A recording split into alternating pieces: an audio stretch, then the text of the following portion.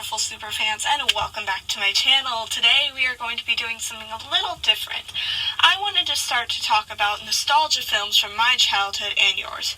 You see, when I was a little baby clam, I would have to drive 4 to 5 hours to my grandma's house every summer. And back then, you couldn't just sit and look at the Mojave Desert. No, you had to entertain yourself with movies, games, and television show pilots that would play over and over again. Or at least I had to, because my mom would just toss an iPad that was older than I was and have me watch movies to my heart's content, over and over again. This led to some pretty crazy movies that I remember watching over and over and over, but that's beside the point. One of these movies was a little movie called Ferngully, The Last Rainforest. Now, Ferngully is a 1992 animated kids film created by 5A Films and Quarter Films, and I just need to say, this movie brought back so many nostalgia memories for me. I mean, that baddie rap that was performed by the late Robin Williams, R.I.P., played through my head for days. I still remember it. Yo, the name is Patty, the logic is erratic, potato in the jacket, toys in the attic, I rock and I ramble, my brain is scrambled, rap like an animal, but I'm a man. But the movie still has some great things going for it, and that's what we're going to talk about today. Now, I'm going to assume you have either seen this movie or you don't care about spoilers, but I'm going to say it now. I know this movie is hard because it's not widely available, but I think it's worth it to go into this movie blind. That's a long way of saying spoilers ahead. The story. The story is about a young fairy named Krista and how she's learning to do magic from an old woman, fairy? Named Maggie. Place your bets to see if Maggie makes it to the end of the movie, folks. However, one day Krista meets a bat played by Robin Williams, R.I.P., that says he's seen humans, and Krista decides that she wants to go to the Forbidden Forest where the smoke is coming from, and whoopsie-daisy, she ends up finding a human named Zach, with a K, because Australians are crazy. With this human red marks and his human machine, she ends up using magic to save his life, but he ends up getting shrunk, and golly gee, what happens next but oh my, Mom, I'm scared. Anyway, Krista's like, look everyone, I found a human, and he shows them his music by playing Land of a Thousand Dances. Did I mention this movie came out in the 90s? 'Cause it did. Then some guy named Simp, who was introduced at the beginning, tries to kidnap Yak for liking Krista, and everyone is somehow cool with it in the end. Then Hexus, who was a bad guy that I forgot to mention, convinces the humans to change their plan and chop down Ferngully. Even though he's a pollution demon, it was fairly easy, barely an inconvenience. And in the end, Maggie tells Krista what's what. Krista gets mad at Yak before Baddie Williams helps him save the day. Maggie decides to dip from this world, and Krista has to use force magic to defeat Hexus in an actually really good animated way, and then they all save the day. But then Yak decides to return to the human world to help with the environment. I'm surprised this movie didn't win an Oscar. The animation. The animation legitimately feels like a Disney film sometimes, and in my opinion has some moments that truly look beautiful. The colors very much bring out this film, and the scene with Hexus' song Toxic Love is both creepy and stunning.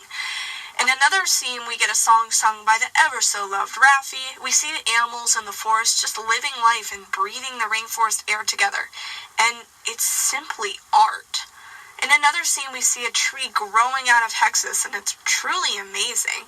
And just like all movies should, the final scene showing the seed growing to help heal the forest is beautiful. This movie cost $24 million to make, a little more than half of the animation of The Little Mermaid. Now, I'm not saying that this movie comes even close to The Little Mermaid, or Beauty and the Beast, or Aladdin, but what I am saying is that this animation is very stunning for the budget they had. Voice cast. The voice cast in this movie is great, and even the characters that I don't really like as much, foreshadowing, still have those actors putting in a great performance. And let me just say, Robin Williams is phenomenal in this role and definitely performs the funniest lines in this movie. And Tim Curry not only does a good job at acting, but also singing. Krista, Maggie, Pips, and this guy do a good job too. The music. The music carries this movie on its back. Life is a Magic is a good opening song that I have stuck in my head constantly. The baddie rap can be both creepy and funny, and it's able to get its message across. And then there's, oh boy, the song If I'm Gonna Eat Somebody. It's extremely creepy.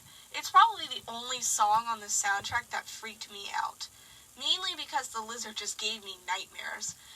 Added it to the fact that he's just basically telling Yak, "You're so tasty. I'm gonna eat ya. You're gonna die." It's an okay song, just get this lizard out of my face. Raining Like Magic is very well done, but that's because you need to know that I grew up listening to Raffi as a kid, and he is a godsend. I will negotiate with you about this in the comments. But the last song I wanted to talk about was the song Toxic Love, the one that I mentioned earlier. Now, Hexus is the main bad of this movie, and I think YouTube's user Bargleflakes, very sorry, said it best with his comment, "Hexus just wanted to sing sexy pollution songs." The song is a bop, but, well, I just can't quite put why the lyrics, "I feel so good, a special kind of horny," doesn't feel right in this movie. Yeah, guys, I just need to make a correction here.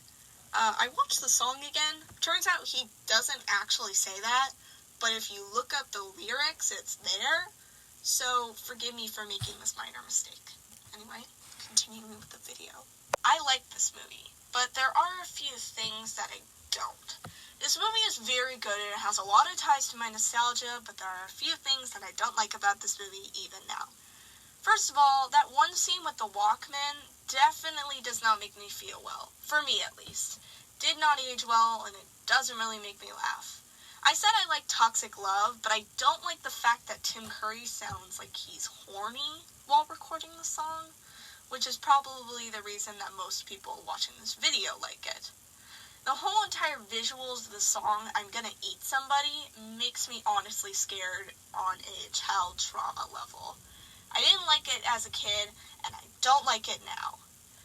Which is weird because I actually like Toxic Love in the visuals, even though it's probably 10 times more creepier than "I'm Gonna Eat Somebody." Now, there's this one guy named Pips, who kind of shows up at the beginning, leaves, acts like a dick, and then suddenly expects us to like him just because he's shirtless. I mean, I don't really like this character, but one character that I really don't like is Yak over here. He's annoying, and I don't know if it was just guys who acted like this in the early 90s. I wasn't really around to, hear that, but if not, why did they write him like this? He's not the best, and the Walkman scene, along with the scene where he calls Krista a bodacious babe, no joke, makes me cringe. I mean, he does have some nice moments, and he learns to respect the forest in the end, but I just don't like him. I think he could have been better. Well, that was a good movie, and it cost $24 million to make, and they gained back, well,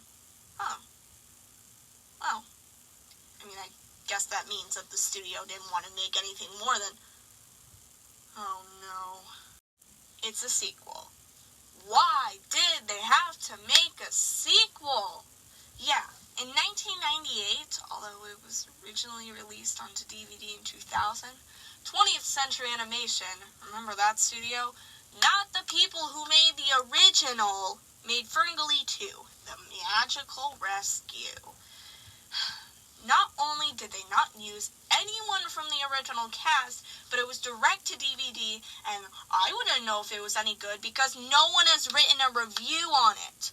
Also, you guys spelled fairies wrong. You had one job. The main characters are literally fairies.